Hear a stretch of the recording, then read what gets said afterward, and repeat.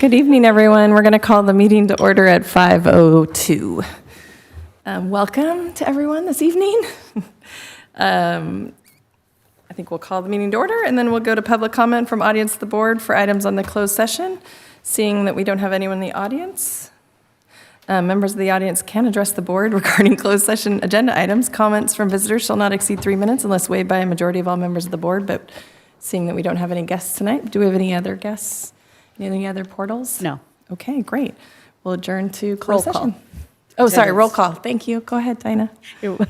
Board Member Van Landingham. Present. Board Member Reed Kluth. Present. Vice President Clerk Barrow. Present. President Cole. Present. 4 present. Great, thank you. And we'll adjourn to closed session now. Thanks.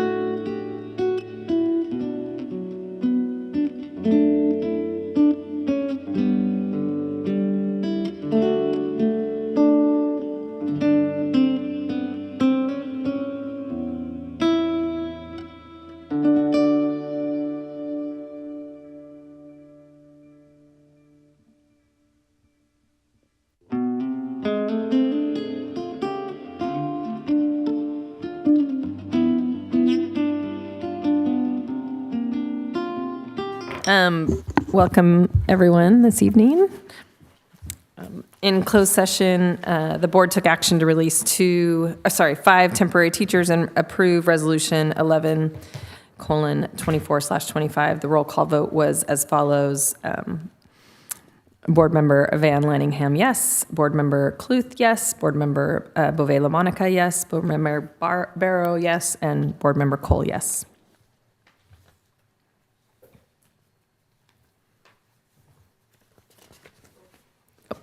Thank you, Dinah. Will you take the roll, please? Board Member Van Landingham. Present. Board Member Reed Cluth. Present. Board Member Beauvais-LaMonica. Present. Vice President Clerk Barrow. Present. President Cole. Present. All present. Thank you, Dinah. And please join me for the flag salute.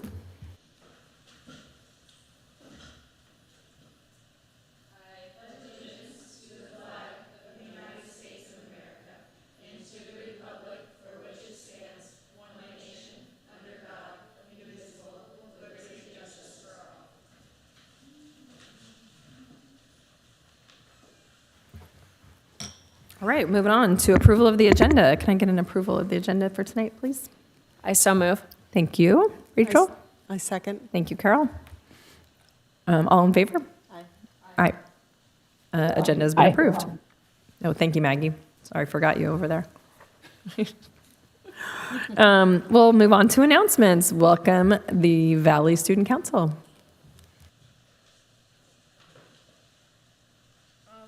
Hi, my name is Maria Costas, and I'm the Student Council Vice President.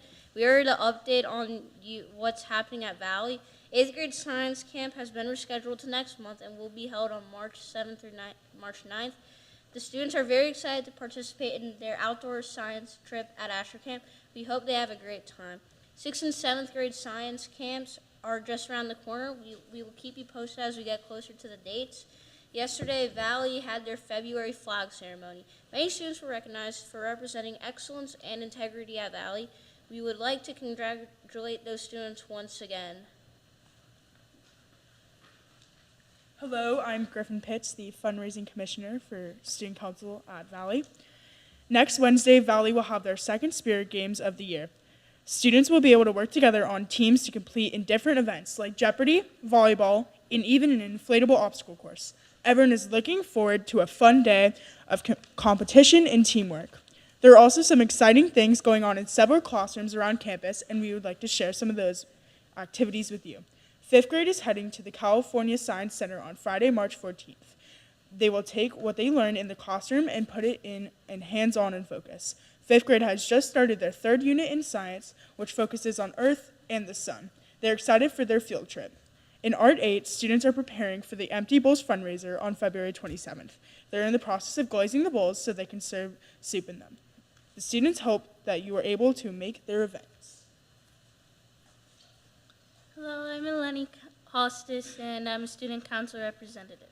Band students have received some new instruments, including a tuba, a bass clarinet, and a DW drum set. The Valley Band will be playing the Star Spangled Banner at the Little League opening day, the Empty Bowls fundraiser, and St. Patrick's Day parade. We hope you are able to stop by and see them play. Now for some other updates. The winter sports season is over, and our student athletes have had some great games against our South Bay friends. Next up, spring sports. Valley will have boys volleyball, girls flag football, track and field, and surf. Students should check in with Coach Vasquez about important information for spring sports.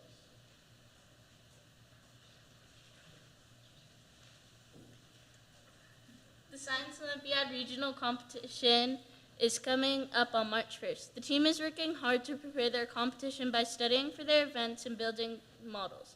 We wish them luck. Builders Club is hosting a bottle cap drive. Homerooms will be competing to collect the most bottle caps. The homeroom with the most bottle caps will win a nothing bunk cake party. The last day to turn in bottle caps to homeroom classes is March 5th. Good luck. Hi, I'm Presley Clancy Simon. I'm a student council representative. We invite you to join HVPTO for their silent disco night on Thursday, March 6th from 4:30 to 7:30 p.m. This is a family event for our awesome community of parents and students. Dress in your brightest, wildest, and neon outfits, and there will be taco plates, ice cream from Creamy Boys, along with many options of snacks and drinks available for purchase. Pre-sale tickets are available to purchase online. Don't miss out on the coolest party of the year. And finally, 8th grade has had a lot of events coming up. Today, they went to the Museum of Tolerance. Next up, on March 12th, 8th graders will attend their Disneyland trip. We will keep you posted on more important dates as they come up. Thank you for letting us share what is going on in middle school at Valley. We look forward to updating you again next month. Well, thank you guys for coming. It's always a highlight for us. So we really appreciate your time and your family's time giving us all the updates. Oh, all done? No? Oh, they're bye. Okay. Oh, yeah, they're just still waving. Thank you, Ms. Gonzalez, for always bringing them, and they're just amazing. So we appreciate you guys. Presley, thank you for always being here. I feel like you should be, you're just a part of the board. Come on up. Got a space here. Maggie's on the line. Anyway, so we'll move on to public comment and communication. Members of the audience may address the board on any topic, regardless of whether it is listed on the agenda. However, the board may not discuss issues raised that are not listed on the agenda. Topics not on the agenda that are brought to the board's attention may be investigated by the administration and a report made to the board, either publicly or privately at a future meeting. Comments from visitors shall not exceed 3 minutes per individual speaker unless waived by a majority of all members of the board. Is there anyone here that wants to address the board? Anyone online? Okay, great.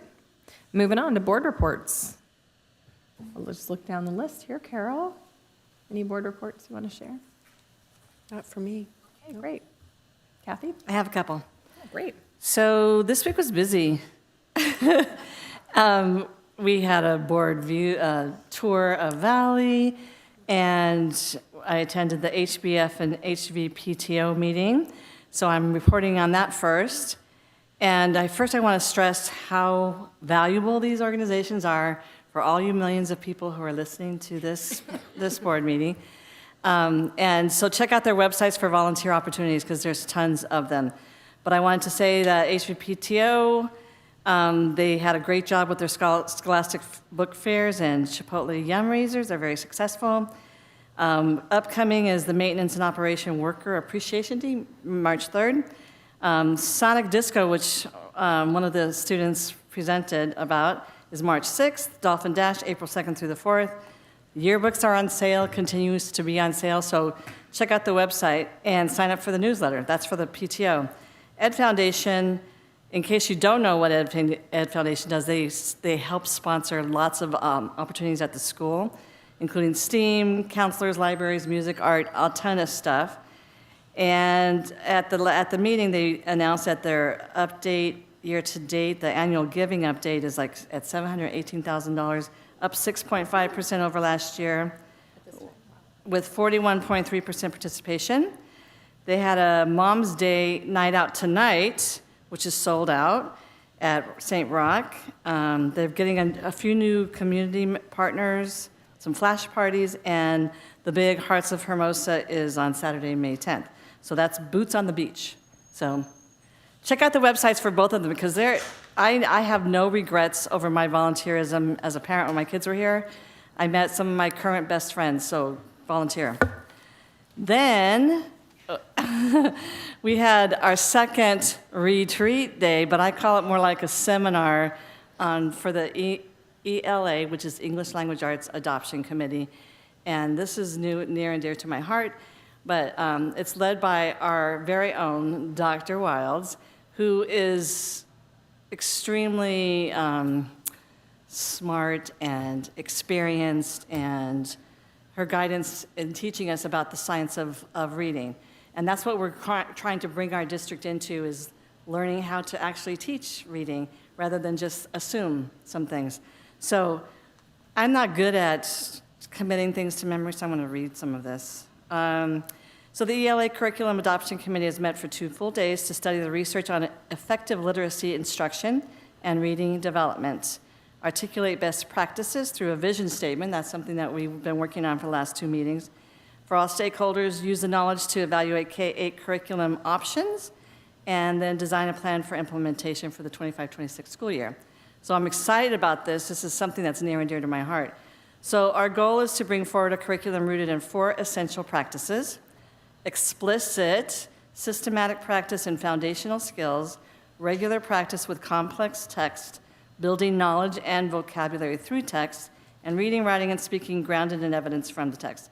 So our committee is designing an evaluation checklist rooted in these practices, and we'll begin evaluating materials in like 2 weeks. So we're going to go through this with a fine-tooth comb and find the best thing for our district so that we can erase some of the learning loss or we have too many kids who are not reading where they should be. So we want to reach each and every student. So that's my deal on the ELA. I'm excited to be on the committee. I feel really very fortunate to be on it. I have an update from South Bay Coalition. Okay, If go now's the ahead. time. Go ahead, Maggie. Go ahead. So the South Bay Community Coalition Against Hate had its first meeting of the year in January.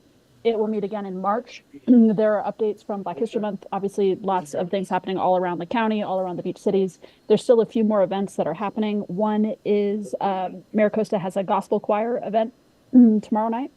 And the second is with Supervisor Holly Mitchell.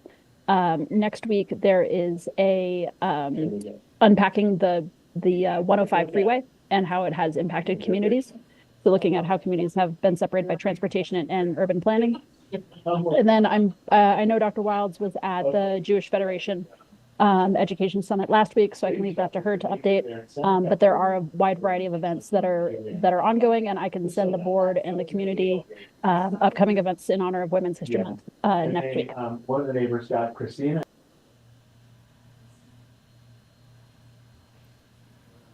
I'm not sure, Maggie, if that's your feedback or... Christina looks funny in the ball cap. Anyway. Yeah, I'm all done. Okay, thank you. We're hearing some feedback. We just didn't know if it was from your end. But Rachel, do you want to talk wellness at all? sure. So we had a Wellness Council meeting, a monthly meeting, actually today. We did not have one in January because of, I believe, the fires. It was canceled, and our last one before that was in December. So today, we went over the Tri-Cities survey, the data results. Dr. Wilds reviewed the results of the Tri-Cities survey that our students took in the fall. It replaced Panorama, focused on inclusion and belonging. Then we broke up into small groups and worked on disaggregating the data, looking for trends, anything that's surprising. We also were given our homework, and that is to continue something that we'd been working on in December, which is working on the district, the vision that folds into the district's wellness plan with an overarching goal of updating both those documents. Great, thank you. And Susan, do you want to talk about the Jewish Federation meeting you went to? Absolutely. So there were 6 local superintendents and I attended downtown last week, and we heard from a number of keynote speakers, including leaders in JFED. And then we broke out into small groups, which I'll be honest, the keynote speakers were all amazing, but we got to break out into small groups based on need. So one of the activities, they had scenarios that might be facing schools, school leaders. Back up just a minute, the whole summit was an education summit. So it was geared toward teachers, leaders. There were some school board, but mainly school principals and kind of lead teachers around the greater Los Angeles area. Unfortunately, it was raining sideways, so traffic was not easy getting downtown, but we were then able to kind of break out into groups, and they had experts kind of leading kind of situational panels to help leaders talk through different issues they may face in terms of anti-Semitism. There were then breakout groups allowing us to study when does criticism of Israel blend into anti-Semitism? And so we really got kind of an in-depth kind of look and kind of education around how you balance that in a school district. So it was really valuable. Great, thank you for sharing, all of you. We're going to move on to reports to the board and discussion. R-21-24/25, the mid-year local control accountability plan. Ms. Gluck and Ms. Montalvo. Tonight, we are here to share the mid-year LCAP for the 24-25 school year. No action is required by the board tonight, and no engagement of educational partners was required. This presentation is only an update. The 24-27 LCAP aligns with the district's strategic plan, ensuring our goals support long-term student success. In year one, we are focusing on implementing, monitoring, and evaluating key actions while engaging stakeholders for ongoing improvement. As we move forward, we will use data and feedback to refine and strengthen our efforts. Senate Bill 114 requires the school districts to present a mid-year LCAP report to the board. The report must include data for the LCAP metrics, mid-year expenditures, and implementation data for all identified goals. As you can see in this slide, there are some key steps to review the progress. We need to review, make adjustments, and ensure accountability. How we do that is through the use of data and analyzing and collecting it and assessing progress toward the goals and collaborating with our educational partners.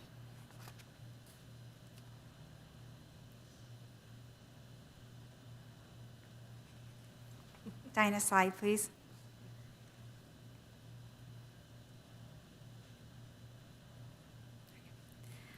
The three LCAP goals are listed above. Goals 1 and 2 prioritize school climate, pupil engagement, achievement, and implementation of state standards, where goal 3 prioritizes our increase of enrollment with a full day of transitional kindergarten and kindergarten programs, before and after school daycare, school safety, and maintaining our state-of-the-art facilities.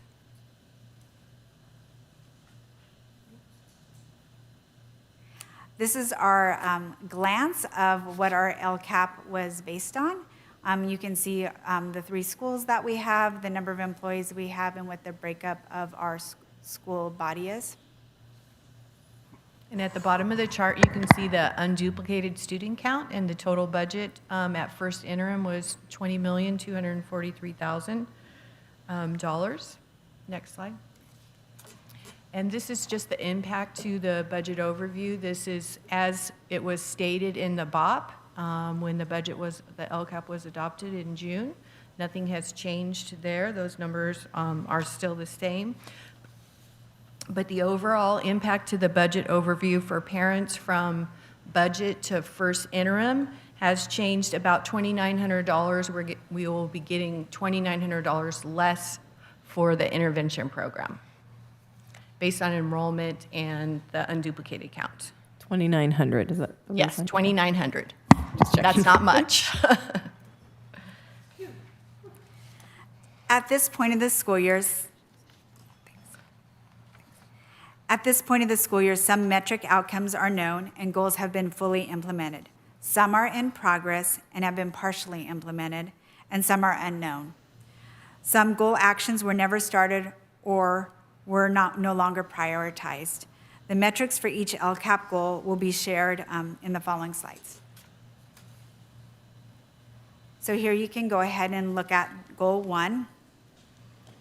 Some of the items that are on the not implemented are soon to be implemented. The California Healthy Kids Survey and the Cal Schools Staff Survey will be implemented in March.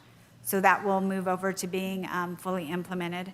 Panorama was discontinued and the Tri-City data was adopted by the district. And the Tri-City data was just completed in January, at the end of January, so that data will be coming soon. And then you can also see many of the items that we have for goal 1 have been fully implemented with the district.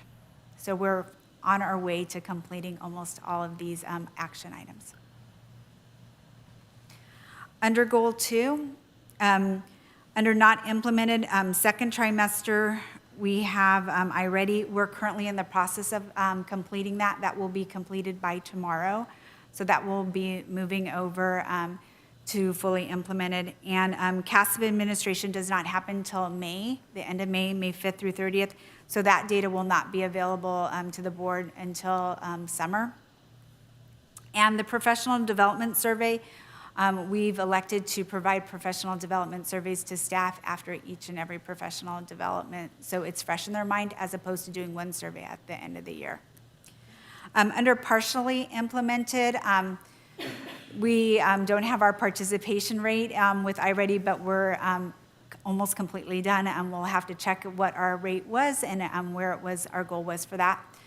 And then also in regards to our 3% increase of unduplicated students and special education groups, we're waiting on that data. It was pretty close, like we're only like 1/100th of a point off. So I want to say that it's fully implemented, but mathematically, I'm going to say it's partially implemented. And then the annual 3% increase of CAS, we're getting really close over there as well. In regards to our community metrics, I feel like this goal and the action items that we have, we're doing an excellent job with the increase of permits, our full day daycare, daycare, and then our full day TK and K program have helped us have steady enrollment in the district. We're very close to having most of our teachers credentialed and assigned to teach in their content area, and we're doing a fantastic job with our new facilities, and we're looking forward to Valley being updated as well, but we have been met in regards to our standards of good or exemplary rating of our school sites, and we do have standards aligned instructional materials. So actions and expenditures on Goal 1, inclusion, budgeted for these goals, $657,000, and we spent about $360,000 so far. In the red boxes, culturally 1.4, culturally responsive manager and resource bank, and 1.10, reading coach. Those items will not be completed, and funds will be reallocated to other resources. And we're looking forward to reallocating some of this funds to our new English language arts adoption. Do you want to do Goal 2? Oh, yeah, go ahead. Okay, Goal 2, excellence. Budgeted $15 million there, and we're at about $7.86 million. As you can see, this goal is one of the largest goals.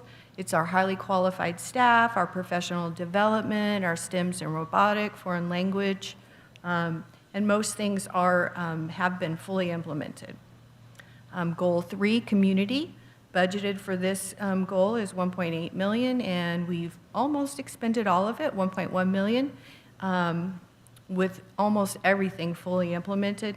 We're still working on the digital literacy and Chromebook and network infrastructure.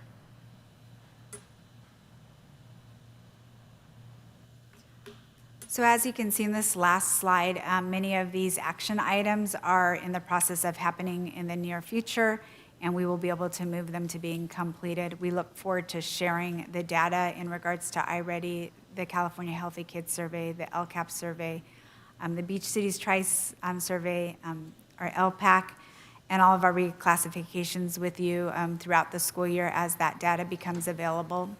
The data will also be shared when we do our updated LCAP and where we are at toward our goals. Do you have any questions for us? Thank you. I'll just go down the line here. Carol? I don't think so. I really like how it's laid out, though. Thank you. Very clear. I have a question that maybe everybody knows. What's an unduplicated student? It's a good question.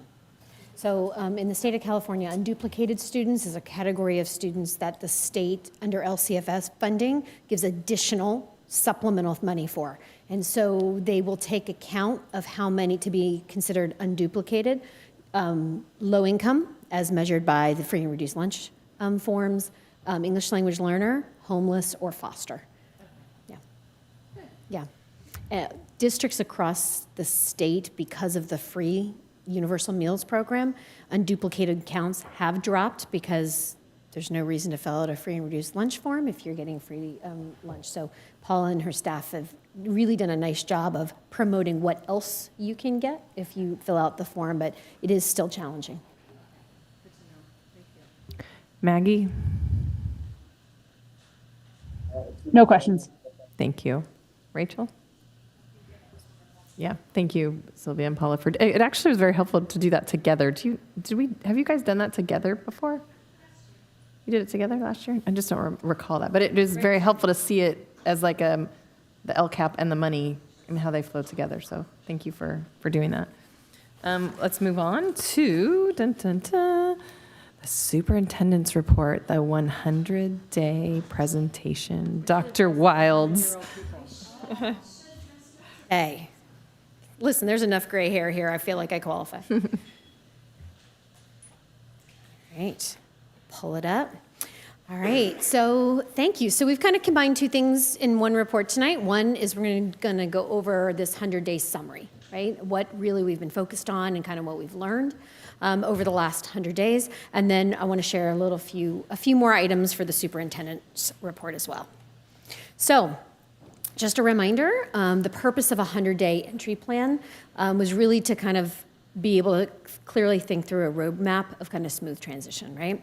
And that smooth transition starts with building relationships, right? You want to be able to get in a room and have people tell you the truth, right? The good, the bad, the ugly. And we heard so much good, but we also heard areas of concern. So we're going to go over that and kind of let everybody know what I learned. Like I said, we wanted, as we went through areas of strengths and areas for improvement, there were things we saw kind of immediately we could take care of. We didn't need to wait 100 days to start acting on it, so we'll talk about those as well. So we had a lot of coffee, a lot of snacks. So we had several coffees with the superintendent, we had treats with the superintendent, so we had day events, we had night events. We wanted to give folks who work and folks that had young children at home plenty of opportunities to come and hang out. We met monthly with the Chamber of Commerce. I went and talked with the Women's Club, the Hermosa city leaders, both council and our city manager, our Rotary Club, PTO and HBEF, having one-on-one meetings with them, and then getting in a room with our Tri-City folks, our beach cities, our city, our police, and really kind of talk about what they're seeing from their perspective. We also then had a lot of snacks with our teachers, and so we met with the Valley staff, the View staff, the Vista staff, and we're going to see a photo later on. We started, the last one was at the Vista staff. We started around 3:30, and I think we were there till like 5:30. And so we just got to hang out in the NPR and kind of talk. We also establishing weekly one-on-one meetings with HBEF leadership, ongoing one-on-one meetings with our administrators. You learn a lot in carpool. I don't know if you've done valet lately, you learn all kinds of things, including entry and exit entrance points, and just basic traffic concerns. Lunch and being out at recess as well. And with our kids being out at lunch and recess and visiting classrooms and sitting in classrooms with kids. We've looked at a significant number of student interest surveys down to cell phones, their Tri-Cities survey data to learn a little bit more about them. Going and visiting city student council, and again, our Tri-Cities data disaggregation. So every time we met, no matter who the group was, the very first thing, I had 4 questions that I always asked, and it always started with community. People adore this community. They adore each other. They adore their schools. Every part of it, from whether they're walking to school, whether they're riding their bikes to school, whether in carpool. And when you work carpool, you won't see just one student rolling out of the car. You will see a neighborhood cluster of kids rolling out of the car. And I think that's probably one of the most unique parts of Hermosa. You also have dedicated staff, right? We have staff who have been here forever. They've started their career, they've continued their career, they have no interest in going anywhere else. And you can see in this photo, Leah Navas, our HBEA president, one night she stopped by my office, she's like, "What are you doing?" And I'm like, "I'm putting on my shoes to go bond walk." And she's like, "I'm coming, you can't walk in the dark by yourself." And so she and I walked up and down the streets of Valley, which is a little more incline than I was hoping for that evening. We also have really high-performing kids. Our kids do really well. You talk with superintendents and, when I meet with other districts, they would kill for our data. We have areas that we want to clean up and fix, but people would literally kill for our data, and our kids are so impressive. Especially like these little smiles on our band kids, and really solutions oriented. So you can see on the right hand side, that's a photo of Vista, and you can see if you can tell, the sun was starting to set, and so we hung out for 2 hours. And people don't come with problems, they come with solutions, right? They had, we wanted to tell you this one thing, but here's 7 ways we think it could possibly be fixed, which I thought was really, really great. So some of the themes that emerged, we talked about the themes that emerged on the positive strengths, but there were some themes that kind of emerged and kind of rose to the top. One of the number one concerns that I heard going out was the need for increased administrator support. The staff at View and Vista felt very strongly that they wanted somebody who just belonged in their school and owned their school. And I thought that was fair. Somebody who, Ms. Overbeck has been so dedicated to those schools, 2 sites, but it's like anything else. If you're running between 2 jobs, right, someone's always going to be the person who's not being watched right now.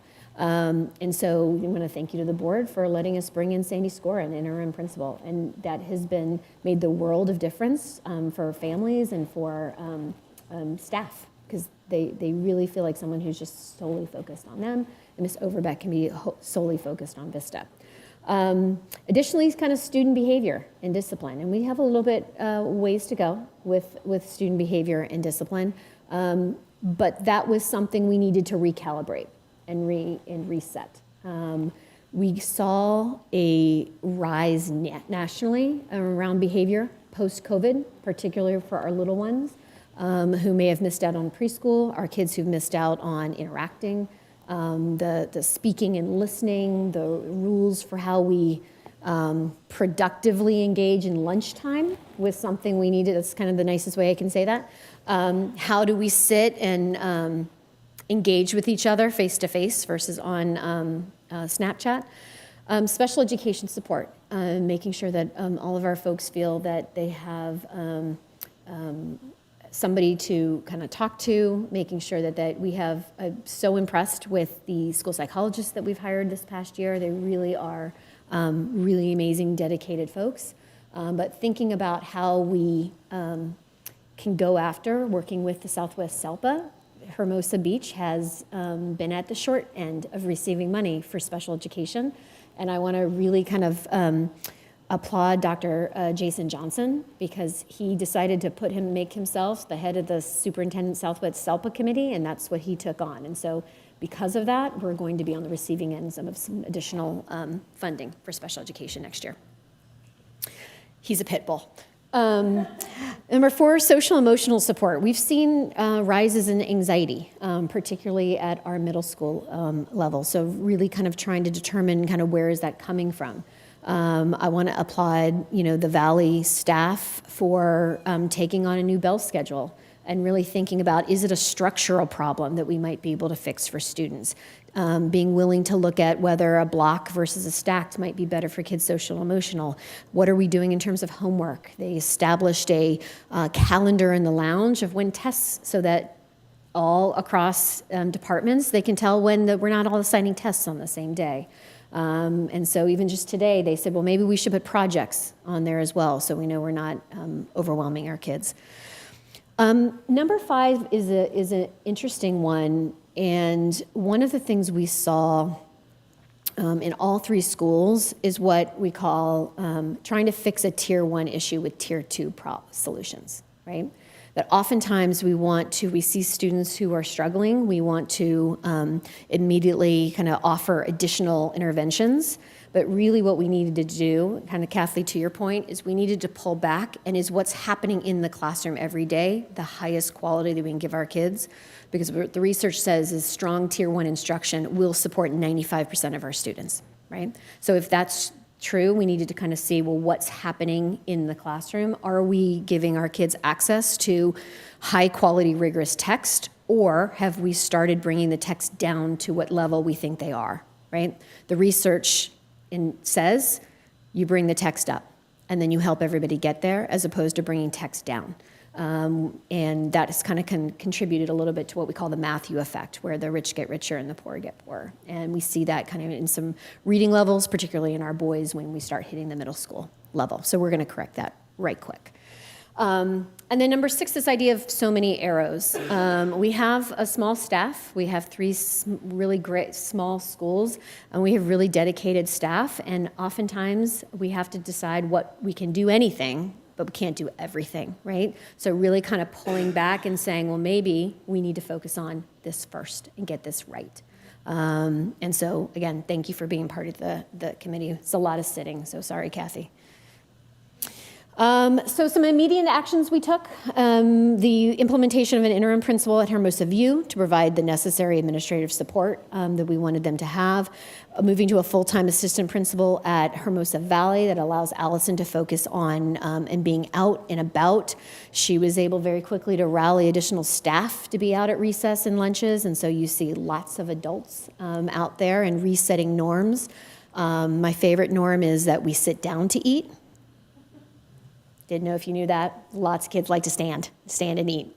Stand and eat, stand on the table, stand. So just really quickly establishing, we sit while we eat. That's what we do.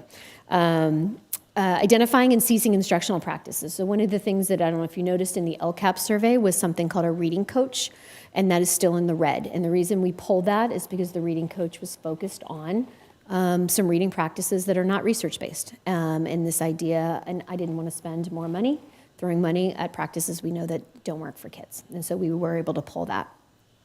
It was also taking our teachers out of the classroom a significant amount. And I believe one of the most important things we can do is honor and really protect teachers' time in the classroom.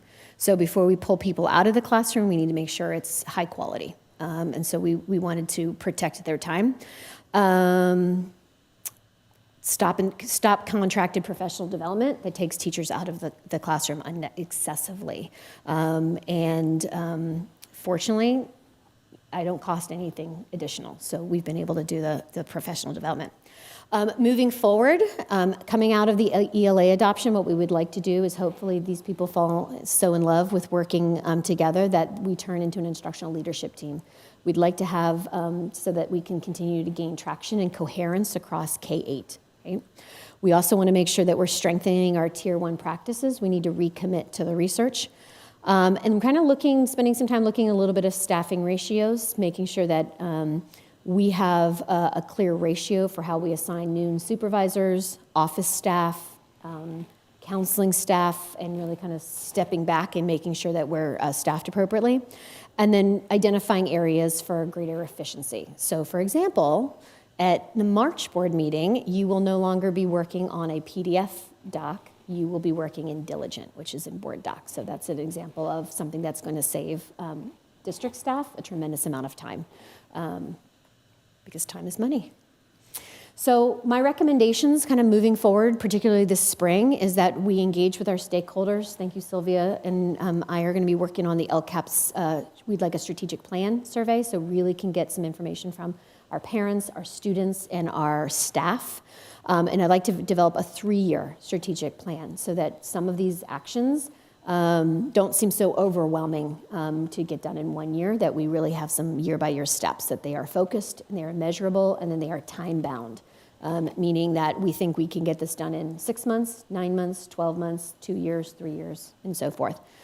We'll be bringing to the board in May a K-8 ELA adoption. And the reason K-8 is so important is that we want kids to There is a kind of an analogy we used in the ELA adoption is if you imagine your children are learning how to play soccer, and every year at every team, they learned how to kick the ball differently.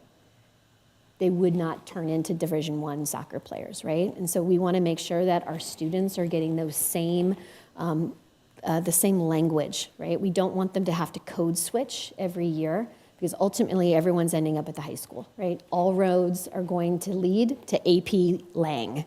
So with that in mind, we want to make sure that they're all in alignment.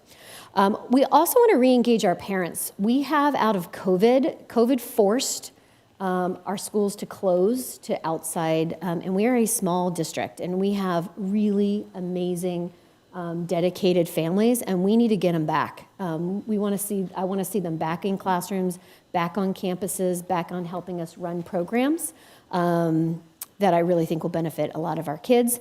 And then I'd like to work on conducting an audit of our technology practices. How are we using our Chromebooks? What is that looking like? How are we using them as tools, and how can we possibly use them a little bit differently so that we can increase face-to-face fellowship, for lack of a better word, than everybody working online.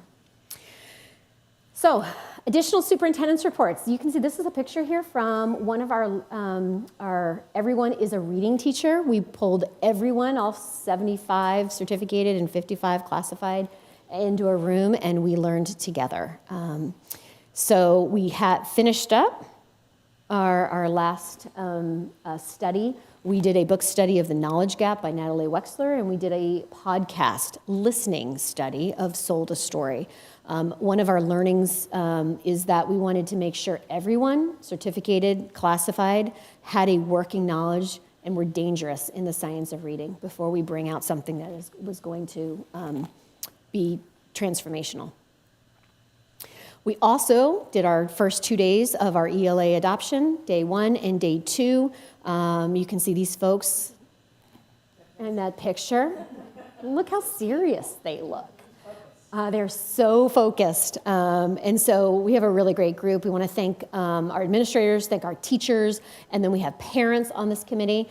One of the things that will be important for us to do before we end, we're going to thank the student councils, but we're going to use student council as student focus groups because it's important. If the materials are in front of them, they need to give us their input. We also want to thank the Valley staff. For the first time, we did a prospective Hermosa Valley preview day. We wanted to help we've done such a great job increasing enrollment at View and Vista, which is great, but now we're out of classrooms. But we do have classrooms at Valley, and we wanted to make sure the families in the South Bay knew that they have middle school choices. It was a packed house. And so it was our first time out. We got a lot of good notes that we'll revise for next year, but it was great to see so many families. And the band was amazing. I do want to update the community. Our website now looks different. Instead of a Learn About Measure HV, we have a Measure HV Bond facilities update. So we have a brand new webpage. There's 2 ways to get to it. I'll show you in just a minute through hbcsd.org. Under departments and facilities, you will find on those, we already have architectural services proposals out, as well as topographical and land survey services. We don't need the topographical immediately, but we'd like it to be done and in the can for the architects when they're ready for it. We also meet weekly with our bond team and our district advocacy group, and we are already in the queue for any state funding that might come our way. So just for a little bit of a timeline, the RFQs are due by March 5th. We will review them and we will hold interviews on March 14th. Our goal is to actually have 2 architects that we settle on, a primary and a secondary. For whatever reason, if something happens, we don't want to have to slow down a process and go back. And then we will hold a board workshop on March 26th that we can talk about bond processes and project prioritization. That's a lot of P's in one bullet. Clearly, I didn't practice that. And DAG will be here with us, and we will kind of work on starting to set some of our priorities. So go on our website, 2 places. You can go into the departments, or you can click on Facilities Bond Program at the top if we wanted any outside people, folks, to be able to get to the RFQs very quickly within 2 clicks.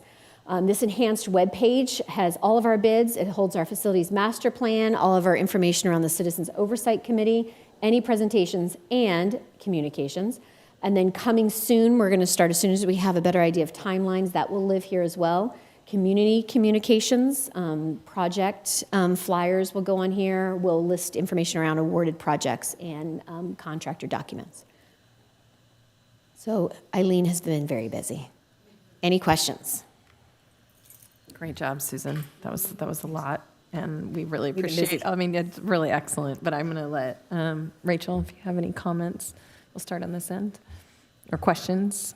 Well, really just more of a comment that was incredibly comprehensive and just, I mean, it really makes me even more excited Totally. to be here and to be part of all this energy and this forward momentum. So thank you so much. Pleasure. Maggie? Yeah, I just wanted to, for the work you're doing, and hopping in these 100 days have felt like many more days than there were 100, but especially your attentiveness to the bond passage and walking the streets. Really am grateful that you're in the seat and we have you looking with fresh eyes on the state of the district. Great, thank you. They sold the house. Who's that talking?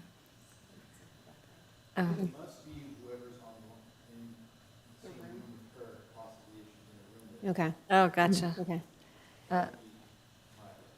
Kathy? So Yeah. yeah, I just wanted to reiterate how lucky we are to have Susan, Dr. Wild, as our English Language Arts Adoption Committee head, because her expertise is I've taught language arts for 20 years, and I'm learning a ton. So I really, really, really appreciate your knowledge. Thank you. Pleasure. Carol? I have another thank you. Look, I wasn't part of the board yet, but I know all the miles you put in to help, get this bond, talk to the community and get that out there. So I appreciate that, because we all know how hard volunteers are, and you volunteered all of your personal time. So thank you for that. And yeah, thank you for the comprehensive notes and plan. I mean, I don't think anyone's in doubt of where you want to take this ship. So I appreciate that. I have one question. Sure. Under themes that emerged, Yeah. number 4, Yeah. that you had an increase in anxiety. My Yeah. question was, do you feel like is the feedback you're getting that that's over the last year, or is that since COVID, or is that just in general? It's since COVID. There's lots of factors. It's kind of hard to tease out the one thing. What we're hearing from our counselors is we have record numbers of kids coming to the wellness centers, not necessarily for just hanging out necessarily, but for coming because they need. I think, Rachel, we heard Cassie talk about today. They're coming because they're in crisis, right? And I think there's a lot of things contributing to it. I think there is, I'll be honest, I do think there is, we have too many kids on social media. We are running into a lot of, inappropriate text messaging. So really the team and I sitting together and thinking about like how do we help support families in helping to monitor a diet, right, of what's coming in, because that's for every risk assessment we're taking in, it's coming in with pages and pages of text messaging. Right. Things like Snapchat is nobody's friend. Then that's really tough. And then we also have, but we do think, and this is, we had a student from the student council, we had 2 today at Wellness, and we had 2 alumni, and then we had the debate with these 4 kids talking about the difference between block and stack schedule was fascinating. They just them talking. We had, and 2 alumni, one at Costa and one at Redondo, right? Oh, and the 2 of them talking about it. And, Lucy said it very clearly. I have a lot of homework every day. And our administrators were able to do something called a day in the life where they shadowed a kid. And Miss Bledsoe said, I didn't make it through the day without not only my homework, but I didn't finish assignments that then became my homework. Right. And I think that's probably contributing to it as well. And, kids have a lot of activities after school. So, I mean, it's really hard to tease out. But I think we can do some things that. Okay. can All right, well, address it. sounds like you have a pretty good handle Yeah. on it, so thank you. Yeah, it was really interesting just to hear them talk about the day in the life, both the administrators at Valley, because, basically we were taking a test in first period, and she's like, I couldn't stop thinking about the test all day. Yeah. And I didn't do great on the test. And, She got a C, she passed. but you see the compounding of what's happening. It is a different experience coming from a block schedule, going to a stack schedule at high school. Just with my own child, I see a real difference between the two systems that we have that our kids are going to. Yeah. I agree with everyone's thank yous, Susan. I feel like we're really lucky that we had Jason to begin with, and now we've got, where he took the district from and now where you're taking it even further and like kind of tightening the ship and pointing us in, a direction that I think we're all excited to kind of support you with. And I think my biggest one is on the arrows part. Yeah. Making sure that you feel like you've got board support for those arrows. That we're not overwhelming the group because we're all excited, and when you're new, you're excited. So, Yeah. I'm taking notes on the goals and things that we had talked about earlier, and just like thinking about all the directions that we are interested in going, and making sure that we've got those all accounted for in our updates. Because some of those, there was probably like 10 things that you were like, oh, and we're doing this and we're doing that, and in our LCAP we've got this goal, and that's not even listed on here. Yeah. So Yeah. just making sure that we all, take a deep breath. If we acknowledge all the work that everybody's doing and you're doing and, the team is doing, we really appreciate. We have a very good team. We do have an We have a very excellent good team team. of people. But just, again, I think what Jason did a good job too of doing for us was saying like, hold on a second, everybody. We've got a lot of priorities here. Yeah. We only have so many people. Yeah. And just kind of breaking us every now and then. So Yeah. I'm just encouraging you to, I will. put on the brakes if you need Yeah. to, or just remind us to be like, Yeah. over time or over 3 years Right. sometimes. And Yeah. That's, And I think that's also, re-engaging our parents. There are things like robotics. I want robotics. Yeah. Do I have staff to lead it? No, but I know we might have some Northrop Grumman parents sitting in this, audience, right? And those kinds of things. I think we just need to re-engage.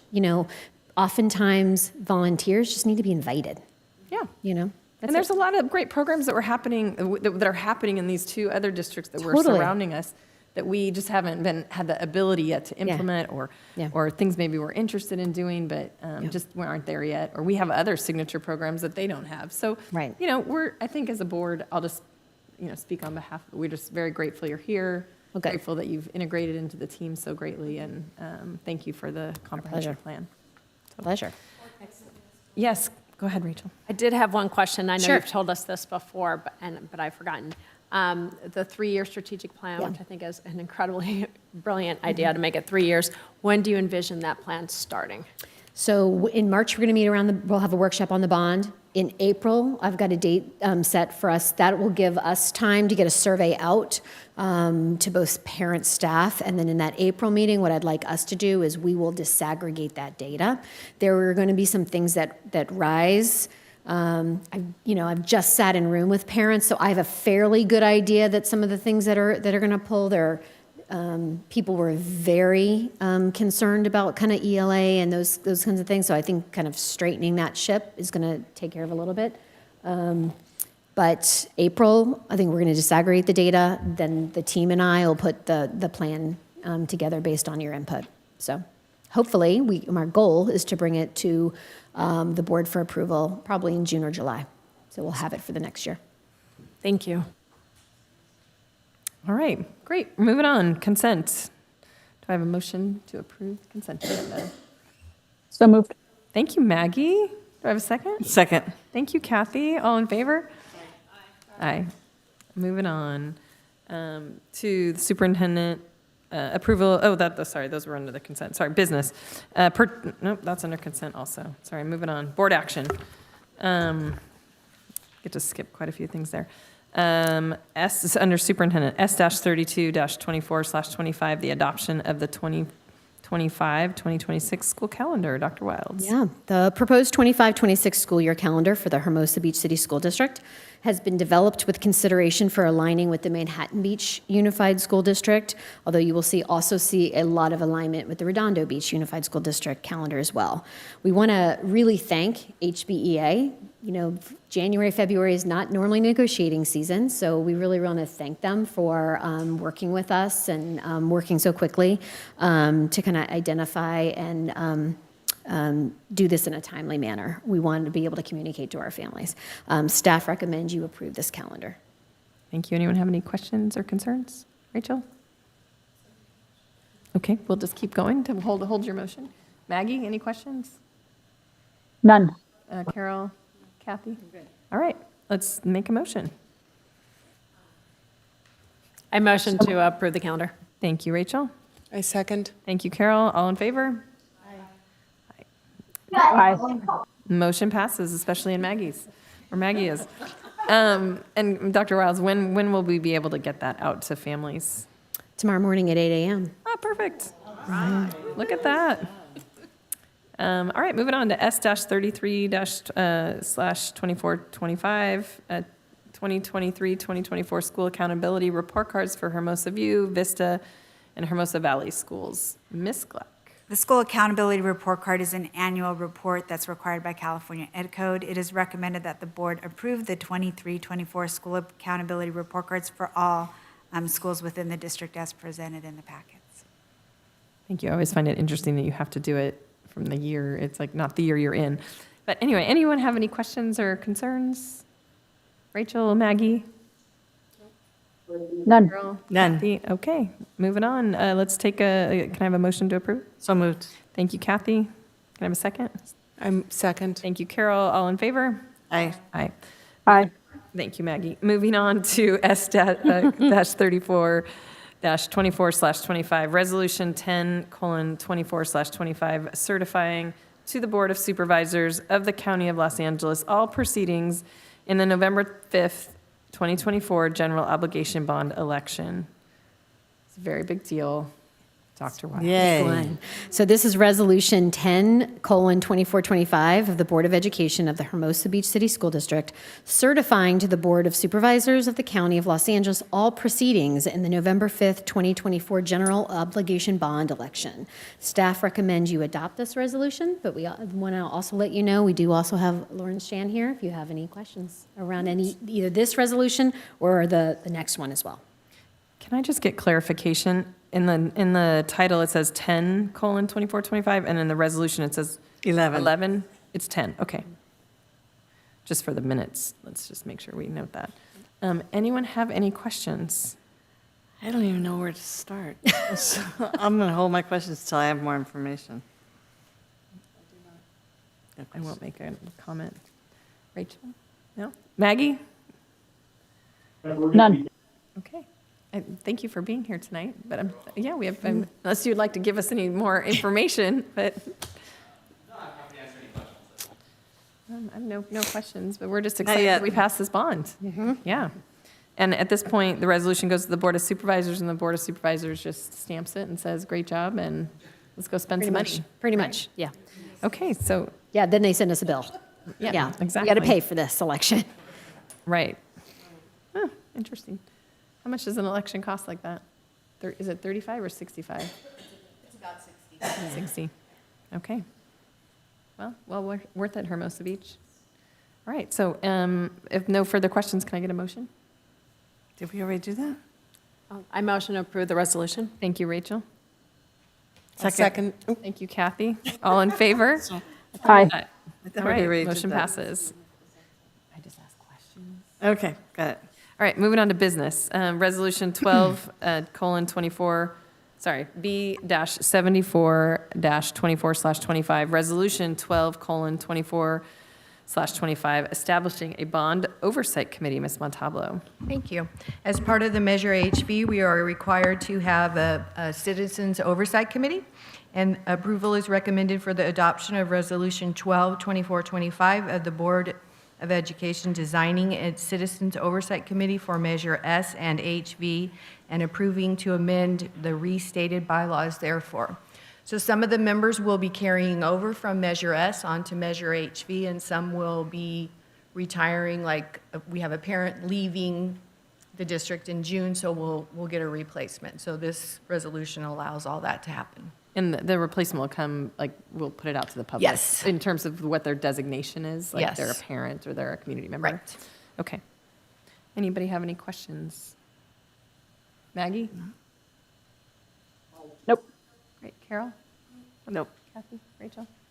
Rachel has a question? Well, I just had a comment, and that's just thanking everyone in advance for those who sat on the Measure S and we're continuing on to Measure HV, because it's really kind of unseen work, but it's really important to ensure that we're good fiscal stewards. So thank you in advance.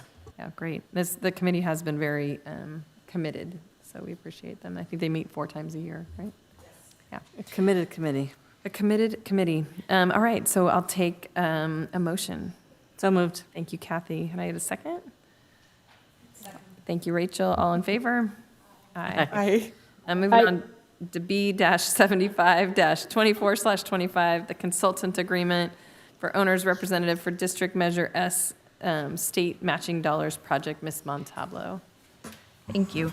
Ratification and approval is recommended for the consultant agreement with Nancy Bartolo, doing business as public education consultants, to collaborate with various consultants, architects, construction companies, public agencies, and the Hermosa Beach community on Measure S and state matching dollar projects. Great. Thank you. Thank you, Nancy in the back. We always appreciate you. Rachel, questions? Maggie? Nope. Carol? Nope. Kathy? Nope. All right, can I get a motion, please? Thank you. Second? Second. Thank you. Carol? It was Rachel and Carol. All in favor? Aye. Aye. All right, great. Moving on to B-76-24/25, the contract for clear induction administration services, credential program, curriculum, and instruction services. Dr. Wilds. Yes, so approval is recommended for this contract with LACO so that our assistant principal, Allison Montoya, can clear her administrative credential. Oh, great. Perfect. Anyone have any questions? Nope. No. That's great. I'm awesome. glad she's doing that. I'm glad we're helping to make that happen for her. So without any further questions, can I get a motion? So moved. Thank you. Second? I second. Thank you, Carol. Kathy, Carol, and all in favor? Aye. Aye. Great. Measure passes. Aye. Maggie, we didn't hear you on that one, but Aye. thank you. B-77-24/25, consultant agreement for occupational therapy services. Ms. Gleck. Approval is recommended for the consultant agreement with Gwen Oliker to provide an occupational therapy assessment for a student for the 24-25 school year. Great. Anyone have any questions? All right. Can I get a motion? So moved. Thank you, Carol. Can I get a second? Second. Thank you, Kathy. All in favor? Aye. Moving on to B-78-24/25, the 2025 California School Board Associate Delegate Assembly Election. Dr. Watt. Yes, so the most exciting part of the evening. This is an action item that allows the board to consider and select candidates to serve on the 2025 California School Board Association Delegate Assembly for Region 24. Delegates serve a 2-year term, and the board can select up to 5 of the candidates. So just for clarification for everyone, there are only 5 candidates? Yes. Maggie, sometimes you have an opinion on these folks, but if there's anyone that we feel like No opinions. Just very sorry we don't have anybody from the South Bay on there. Yeah. is usually that we don't have anyone from the South Bay. Oh, I hear you. Yeah. I've heard her talk about that. But, all right, well, there's 5 names here, and if everyone's comfortable, we can move forward with the 5 names that are on here, and I can put an X in each box, or anyone has a concern or comment or? I have no idea. I have no concerns. I have no concerns. That's a better answer. Yeah, me neither. Okay, well, then, I guess that is we need to make a motion to say that we will I select. move to approve the 5 names listed. Thank you, Maggie. Can I get a second? Second. Thank you, Rachel. All in favor? Aye. Aye. Okay, moving on to board member roundtable. Oh, that's right. Anyone have any last minute pleas or conversations or questions, or not maybe last minute, they can be current time? I don't. I mean, actually, I'm really excited to have a 5-woman school board and a woman superintendent. And I mean, we're a power team. There you go. Totally. Rachel?